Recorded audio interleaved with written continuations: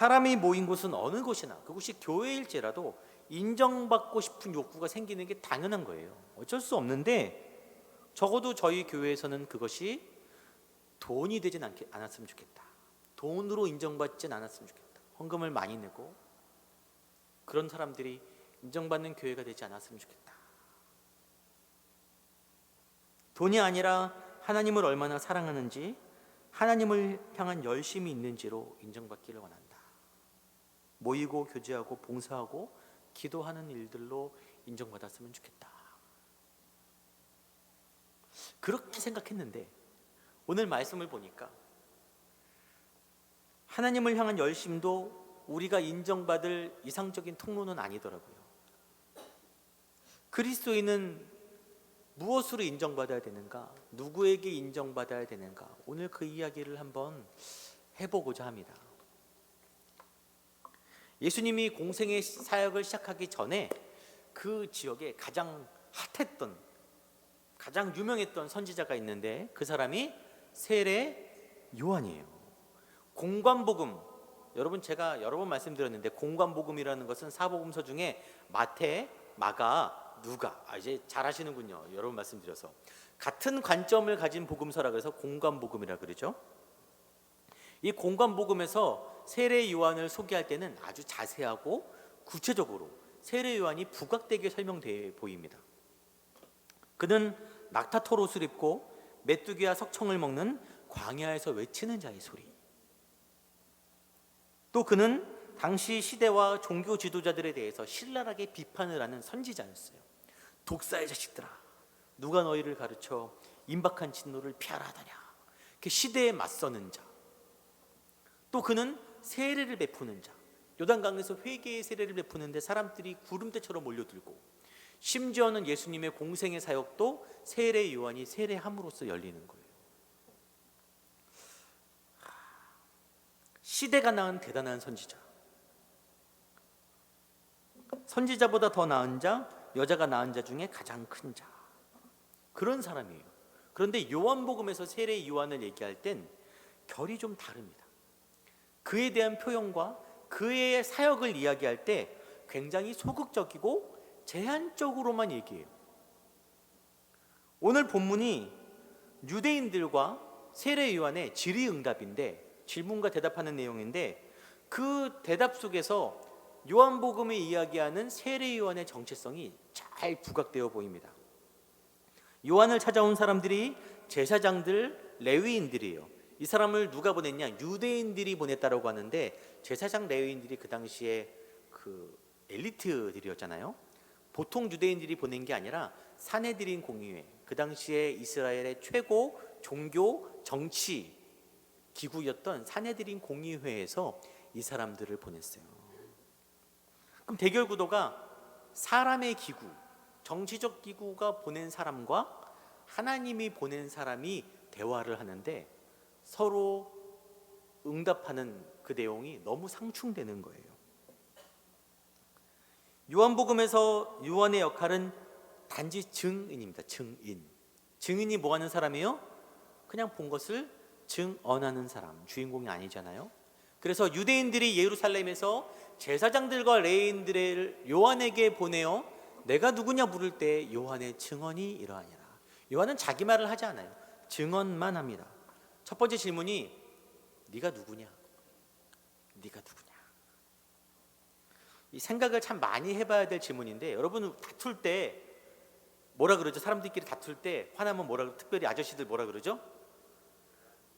네. 니네 누군지 알아? 어떻게 알아? 모르죠. 얼굴에 이름 써져 있는 것도 아닌데 우리는 항상 그런 말을 해요. 왜 그러냐? 우리 마음속에 항상 그게 내재돼 있어요. 내가 누군지 알아? 나를 무시해? 세례 요한은 그 당시에 모든 사람들이 아는 사람이에요. 그가 선포하는 하나님 나라, 회개의 촉구, 그리고 그 세례가 수많은 사람들의 관심을 끌고 지지를 받았습니다. 그래서 심지어 사람들 사이에서 어떤 소문이 돌았냐? 저 사람이 우리가 기다리는 메시아가 아닌가? 메시아일지도 모른다는 소문까지 돌았어요. 그렇게 소문만 무성하던 상황에서 누군가 공식적으로 말하진 않는 거예요. 답답하잖아요. 그럴 때 공식적인 질문이 드디어 던져진 거예요. 너는 누구냐? 이 대답 여하에 따라서 어쩌면 대중들의 뜨거운 관심이 실체화된 확신과 지지로 바뀔 수도 있는 인생의 분기점인 거예요. 우리 삶이 바뀔 수 있는 어떤 분기점, 사람들에게 영향력을 끼치고 인정받을 수 있는 어떤 분기점이 온 거예요. 나를 드러낼 수 있는 분기점. 세례 요한이 이스라엘 백성들의 꽃이 될 수 있는 중요한 시점입니다. 여러분, 제가 최근 유튜브를 보는데 어떤 한 사역자가 계속 노출되는 거예요. 왜 이 사람이 계속 나오지? 하다가 클릭해서 봤어요. 박혁이라고 젊은 사역자인데 축사, 귀신 쫓는 사역과 예언하는 사역을 하더라고요. 정식 목회자는 아니고 자기를 전도자라고 표현하더라고요. 보니까 사역이 전 세계를 다니면서 우리나라에서도 엄청 크게 대형 집회, 수많은 사람들이 모인 집회를 하고 각 나라를 돌아다니고 베네수엘라 같은 데는 VIP 귀빈으로 초청받고 하더라고요. 그러니까 젊지만 굉장히 대단한 능력 있는 사역자로 보여져서 그 영상들은 봤는데 여러분은 굳이 찾아볼 필요 없습니다. 네, 제가 그냥 말씀드릴게요. 일관적으로 보이는 흐름이 뭐냐? 나다. 내가 능력을 가졌다. 내가 말씀의 비밀을 풀어낸다. 그 사람이 계속 돋보이는 거예요. 그 사람이. 예수님이 아니라 본인이 막 더 부각되는 거예요. 내가 이런 능력을 가졌다. 내가 준 이 표를 받으면 말씀이 열린다. 여러분, 우리가 영적인 분별력을 잘 가져야 돼요. 여러분, 소위 목회자들도 스타가 되는 것을 경계해야 됩니다. 저희 나라에서도 안타까운 얘기지만 그래 한때 스타라고 불릴 만한 목사님들이 끝이 다 좋지 않았어요. 가슴 아픈 얘기죠. 하나님께서 에덴 동산에 선악과를 왜 만들었어요? 그 지긋지긋한 선악과, 그것만 없었어도 우리가 지금 이 모양은 아닐 텐데 왜 선악과를 만들어 갖고 그를 먹게 해 갖고, 못 먹게 하지, 펜스라도 쳐놓지, 먹게 해 갖고 왜 지금 우리를 이 모양으로 막 방치해 두셨냐? 하나님의 선긋기예요. 선긋기. 뭐냐? 너는 나의 형상을 닮아 따라 창조한 특별한 존재야. 내가 만든 모든 세상을 너에게 다 일임해줬어. 그런데 기억해야 될 것은 나는 창조주고 너는 피조물이야. 나는 창조주야. 너는 피조물이야. 그것을 보여주는 경계선이 선악과인 거예요. 이건 안 돼. 너희 몫이 아니야. 여러분, 인간의 죄라는 건 항상 그걸 넘어가는 거예요. 하나님의 자리로 넘어가는 게 죄입니다. 내가 나의 신이 되는 거예요. 내가 신이 되는 거예요. 내가 신이 되는 사람들은 어떻게 하냐? 내 삶의 결정을 누가 해요? 내가 해요. 그 결정들은 다 어디로 향합니까? 나를 돋보이는 곳으로 향하게 돼 있어요. 우리 사람 마음은, 죄성은 항상 그렇습니다. 얼마 전 넷플릭스에서 이단들을 보여주는 다큐가 나와서 큰 이슈였죠. 그 제목이 뭐예요? 나는 신이다. 나는 신이다. 유대인들이 요한에게 던진 질문, 너는 누구냐? 이 뒤에 사단이 숨어서 요한에게 시험을 하는 거예요. 네가 한마디만 하면 정말 대단한 사람이 될 수도 있어. 여기서 그렇게 말하는 거예요. 세례 요한은 이 질문에 담긴 유혹을 정확히 파악하고 단호하게 대답하죠. 나는 그리스도가 아니다. 너는 누구냐 물어봤지만 그는 의도를 파악하고 나는 그리스도가 아니야. 명확하게 얘기합니다. 명확하게. 내가 메시아라는 소문을 종식시키고 오직 뒤에 오실 예수 그리스도만 부각시키기 위해서 비키는 거예요. 옆으로. 난 아니야. 난 아니야. 그런데 그들이 포기하지 않고 집요하게 또 물어봅니다. 또 묻되 그러면 내가 엘리야냐? 엘리야냐? 여러분 왜 엘리야냐 그러냐면은 열왕기하에 엘리야의 모습이 묘사되어 있는데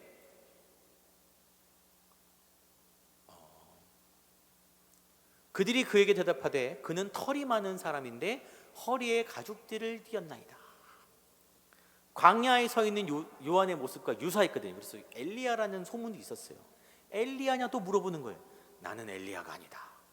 그러면 선지자, 그 선지자냐? 그 선지자도 하나님이 말씀하신 특별한 사람이거든요. 나는 그도 아니다.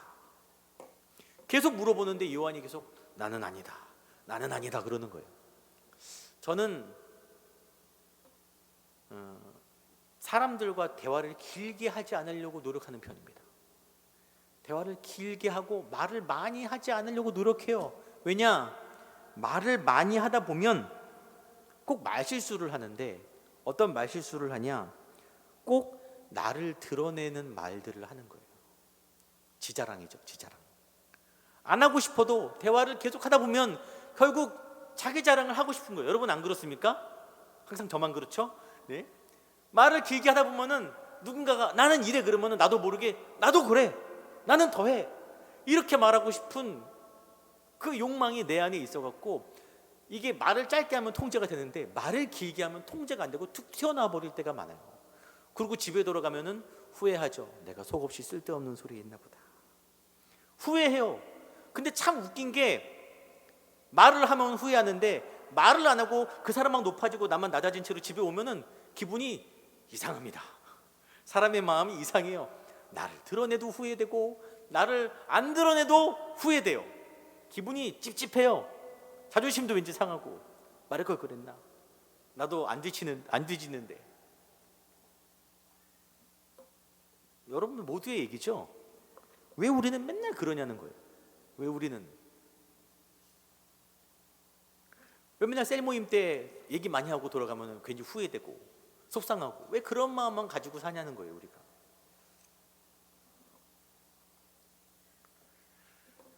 세례요한은 충분히 자기가 인정받을 수 있는 그 상황에서 아니라고 비켜설 수 있었어요. 도대체 어떻게 그럴 수 있었을까? 마태복음에 예수님이 세례요한에 관해서 하신 말씀이 있어요. 모든 선지자와 율법이 예언한 것은 요한까지니 만일 너희가 즐겨받을진대 오리라 한 누가? 엘리야가 곧 이 사람이라. 이상하죠? 요한은 나는 엘리야가 아니라라고 했는데 예수님은 엘리야가 요한이 맞다라고 말하는 거예요. 뭐죠? 이 상충된 내용은?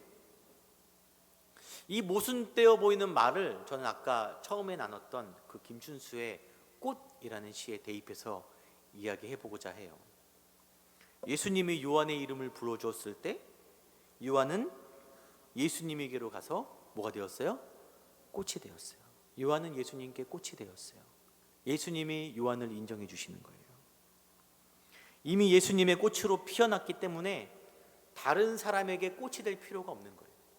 다른 사람에게 굳이 자기를 드러내고 인정받지 않아도 되는 거예요. 사람들이 그를 알아주고 떠받들어 주지 않아도 상관없는 거예요. 심지어는 나중에 제자들이 와서 선생님 큰일 났습니다. 우리한테 세례받던 사람들이 다 저 예수라는 사람에게 다 가버립니다. 어떡합니까? 우리 사람들 다 뺏기게 생겼어요. 좀 어떻게 좀 해주세요. 그때 요한이 허허허 웃으면서 그는 흥하고 나는 망하여야 하리라. 니네도 가라. 세례 요한이 그러는 거예요. 어떻게 그럴 수 있냐? 그는 이미 예수님께 꽃이 되었기 때문에 나는 망해도 된다라는 거죠. 그렇게 해서 그는 어떤 사람으로 불리우냐? 주의 길을 예비하는 자가 되는 거예요. 그런 사람들이 주의 길을 예비합니다.